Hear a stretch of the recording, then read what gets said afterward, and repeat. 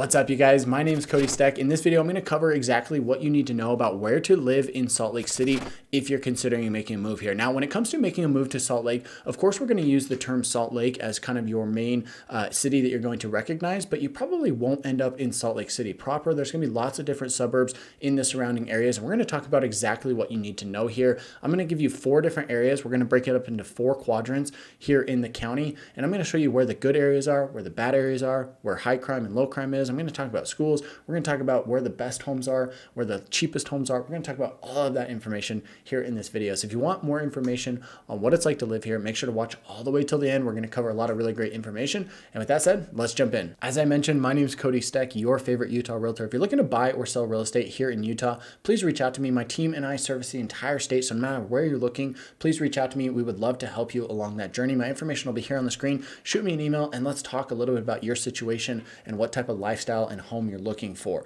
With that said, let's jump in my screen here and take a look at this map. So we're going to start off just very broad. We're going to talk about what areas you need to know and consider if making a move here. So when you say, hey, I'm moving to Salt Lake or I got a job in Salt Lake, that's obviously going to be the first name that you kind of recognize. But like I said, there's going to be other areas and suburbs that you may also want to consider. So I want to kind of zoom out here. You might even end up all the way down here on the south end or even, up here on the north end. There's a lot different, a lot of different areas, but we're going to talk about strictly Salt Lake County here. So you can see this red outline that kind of shows you where the Salt Lake County border is. It basically covers Salt Lake City up here on the north end, all the way down here to Draper or Bluffdale. It doesn't show Bluffdale. There it is, right here on the south end of the county. And then this will also cover everything up to the ski resorts, up to Summit Park, which is where you get into Summit and Wasatch County down here, up in the Park City area. But basically goes all the way up to Canyon. Not much housing up there, so you probably don't need to worry about that. And then it covers everything out here to the Oquirrh Mountains. So this mountain range right here is the Oquirrh Mountains on the west side. And then you've got the Wasatch Mountains over here on the east side. So if we jump over to this map, let's go back to the other one.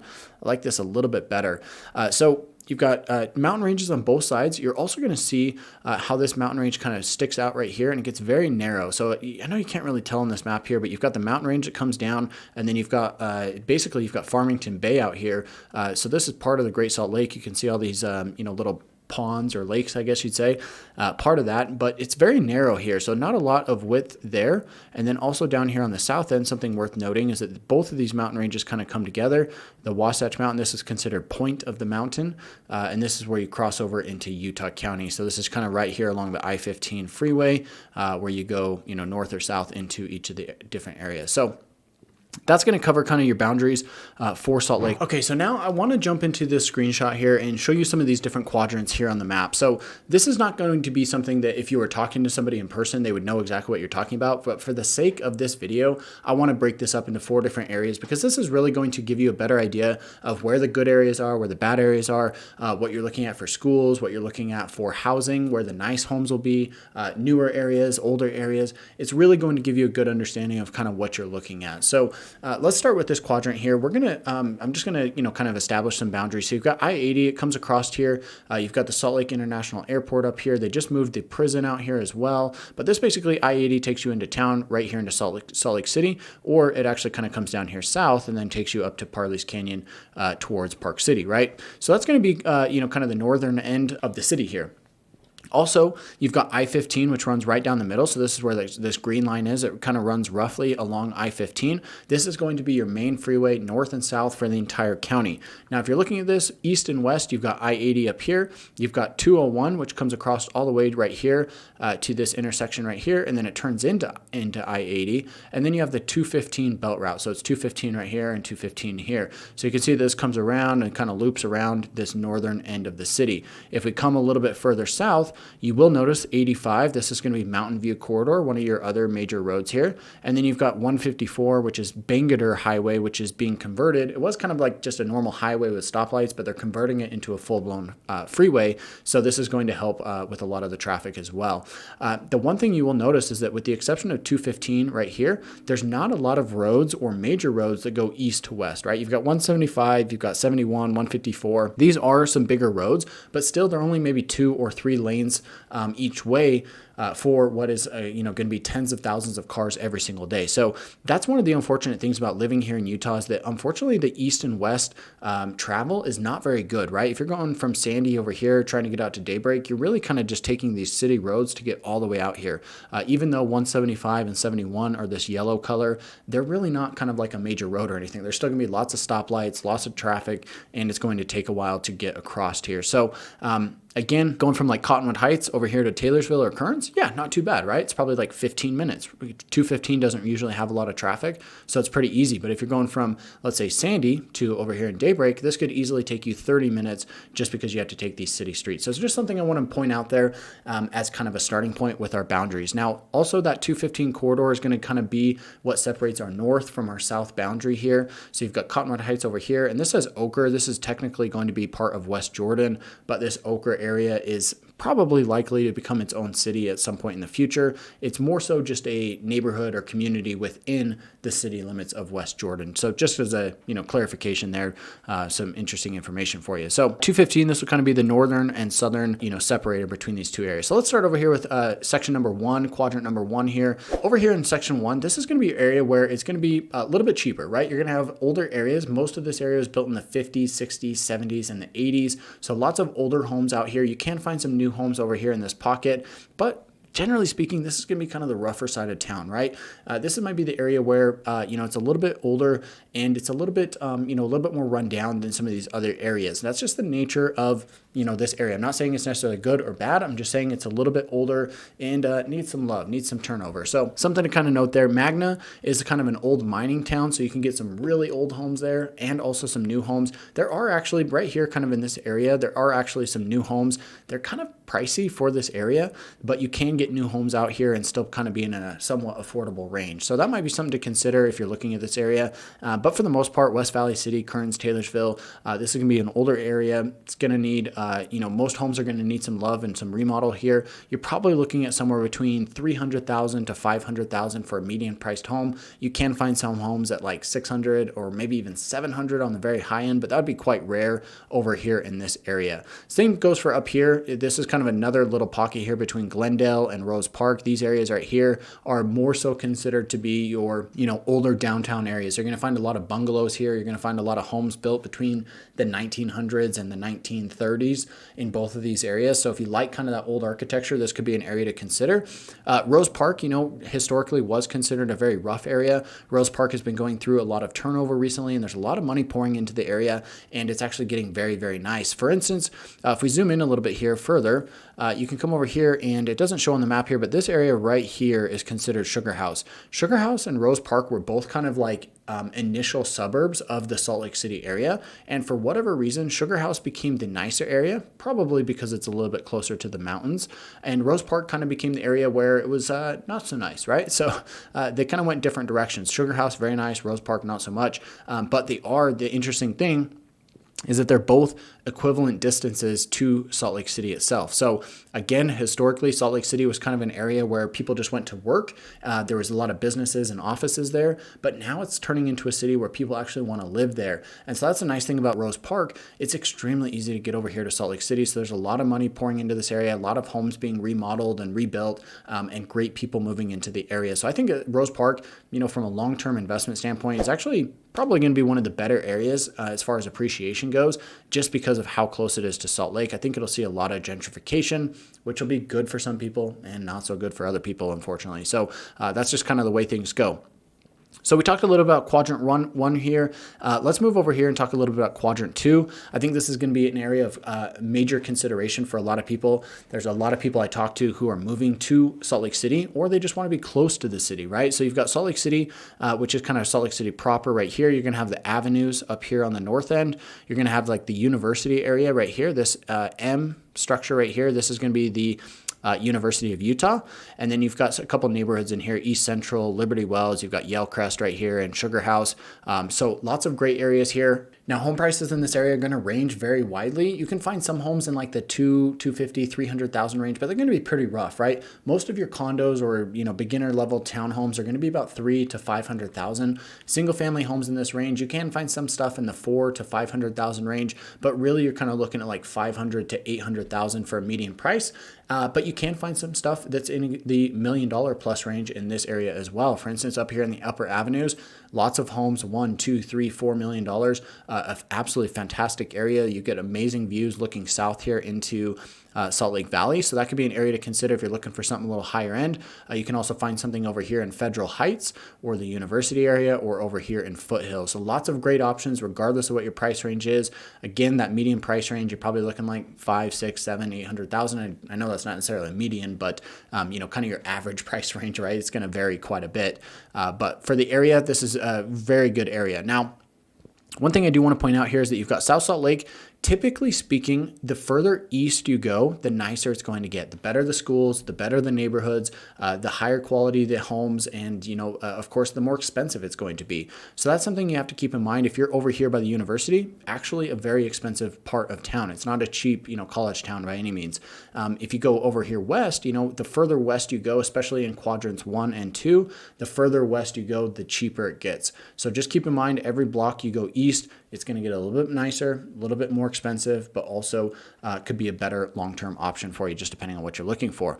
So something to note kind of there. And then also I want to point out I-80. This kind of separates your north and south areas between the two areas here in this second quadrant. So up here, you've got, you've got your Sugar House area. Anything south of this is not going to be quite as nice. Still a very nice area. Mill Creek, Mount Olympus, very tough, right? It's very, very nuanced. I do have to explain this because Mount Olympus, for instance, very nice area. Holiday, there's a lot of nice homes there. There's a couple estates in this area. Well, I'd say a couple. There's probably a couple hundred estates in Holiday that are easily, $3 million plus. So, and that's again where your areas or where your homes are going to be that are going to be 5, 10, $15 million estates. So Holiday, very exclusive area, something to consider. It is expensive, but very, very nice area. One of my favorites, actually. But it's very nuanced, right? If you have a home here in Sugar House, you definitely want to be on the north side of I-80 as opposed to like over here on the south side, in my opinion. It's just going to be a much nicer area. It's more desirable. There's a lot better long-term opportunities there in the area. So something to kind of consider there. Mill Creek is great. You've got East Mill Creek right here. Mount Olympus, this is considered also Olympus Cove. Very nice area. Lots of great 1960s, mid-century modern homes up in this area. So if you like that style, this would be something to consider. But you're going to have to plan on spending about $1 million, maybe 1.2 to get something decent in this area in Olympus Cove. So let's move a little further south. Murray, Holiday, like I said, lots of really great homes in Holiday. Your median price point is going to be about $800 in the area. So it is very expensive, but there's nice, big, mature trees. If you're looking for something on that higher end, you still want easy access to the canyons or into downtown, Holiday should definitely be higher up there on your list.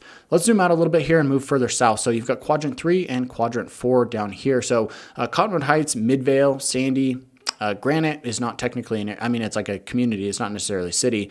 And then you've got Draper as well. So these cities here are going to kind of make up your quadrant 3. I personally live in Sandy, so I'm a huge fan of it.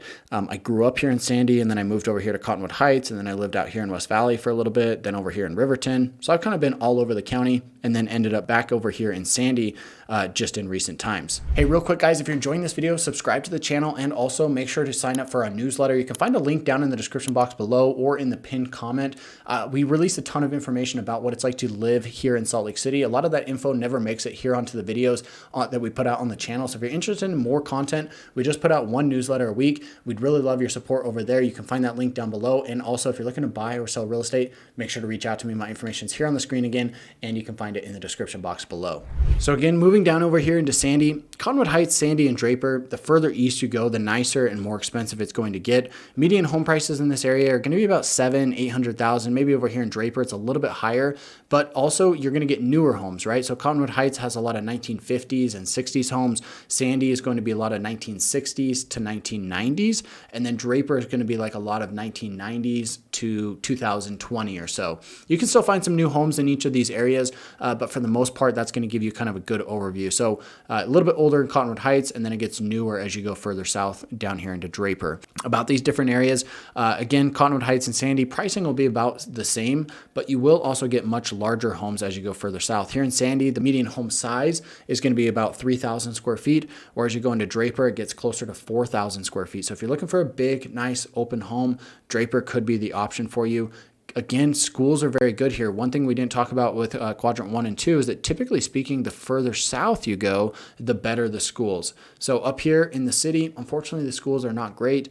You're going to suffer from that. If you are going to be in this area, you do generally want to stay further east if you can, because you can get some really nice schools here, nice private schools, nice charter schools, whatnot. But as you move further south, the public schools will get considerably better over here in Cottonwood Heights, Sandy, and Draper. Even out here in quadrant 4, the schools are pretty good. But again, try to stay further south if you can, if that's a big consideration for you. Cottonwood Heights, Sandy, Draper, we talked about all that. You're going to get bigger homes. Price point, can be anywhere from $600,000 on the low end for, kind of an entry-level home. You can find some stuff a little bit lower than that, but somewhere between $600,000 and $900,000 to be kind of your middle ground. But again, of course, you can find $1, $2, $3, $4 million homes in each of these areas, typically up here along the Eastern Bench, where you can just get amazing views, super easy access to the outdoors. I know you can't quite see it here, but you've got Little Cottonwood Canyon right here and Big Cottonwood Canyon right here. So super easy access to the canyons for skiing, snowboarding, climbing, mountain biking, road biking, whatever it is you want to do, you can get out there and do it very easily here in these areas. Last up, let's talk a little about quadrant 4.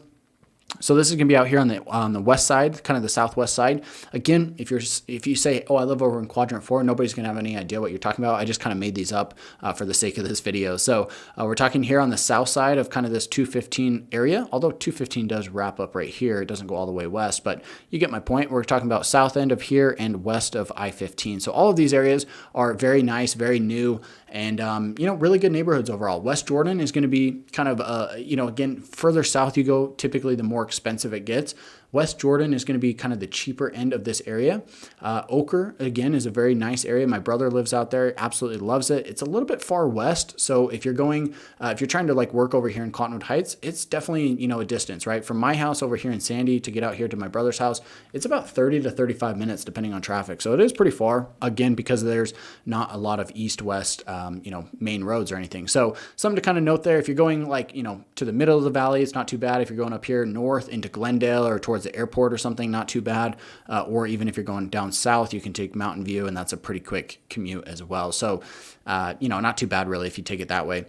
Talking a little about South Jordan, Riverton, Bluffdale, and Harriman, all of these areas are going to be very similar. You can find older homes that are built in the 70s, 80s, and 90s, but for the most part, these areas are going to be extremely new. You're going to find a lot of new homes that were built in the last 10 to 20 years, especially here in Harriman. Harriman really kind of blew up over the last 10, 15 years, and there's been a lot of growth out here in this area. So if you're looking for a new home, you want something nice, you like the newer home communities, Harriman would be something that you should definitely consider.